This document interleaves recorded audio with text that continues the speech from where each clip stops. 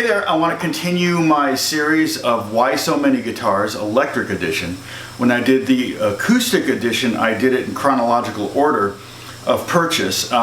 With the electrics, I can't remember when I got things. I've had so many, and I've gotten so many over so many different years and different periods that I just kind of doing them randomly. In fact, this is one of the most recent acquisitions. I got this last year. My wife and I were at a wedding in Prescott, Arizona, and was kind of bored walking around town. It's kind of like this cool mountain cowboy town.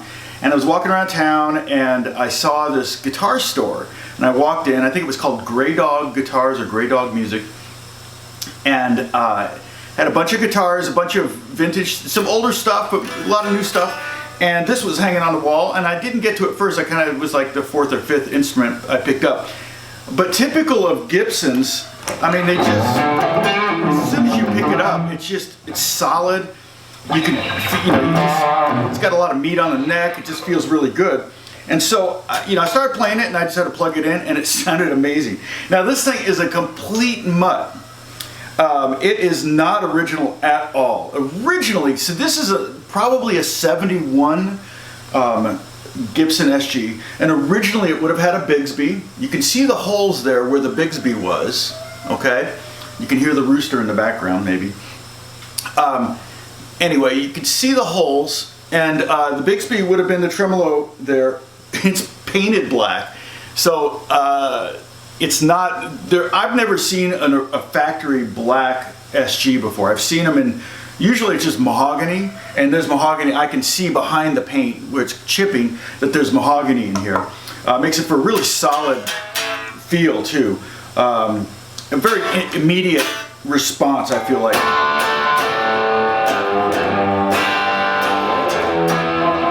And the so they put a stop tailpiece on here, who somebody did sometime along the way. So not original paint. And then also the pickguard has this weird second hole in it. And there were a few SGs that were made that were stereo. I don't think this is one of them because there's wood behind that hole. I think they took the pickguard off of one of those and put it on here. But I think there was, when they wired them stereo, it was one pickup went to one output and the other pickup went to the other. So you could have both your pickups on going to two different amps at the same time. I don't really know if I'd ever use something like that, but it's kind of a cool concept, I'm sure. And then the tuners are original.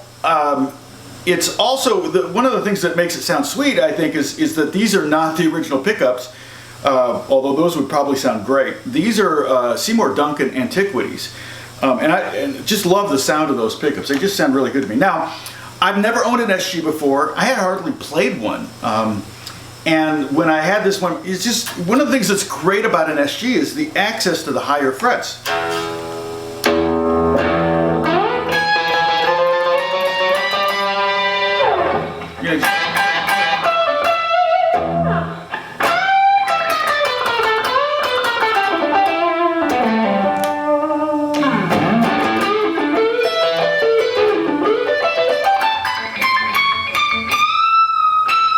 I just love that. It's so easy to play up there. You basically, so many guitars are 22 frets, but easy access is to maybe 15 or 17. With SGs, you just can really get in there really good. And the strap pin is located here, so it's a little neck heavy because of that. But if you use a wider strap on the SG, I find that helps kind of displace the weight more across your back and shoulders, and less.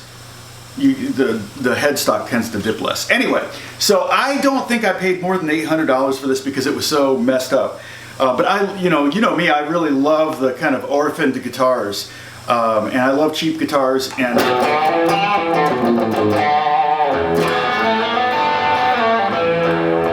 don't know, something about this one just immediately spoke to me when I picked it up. I think some of you will know what I'm talking about. God bless you guys. I'll talk to you soon. We got more of these coming.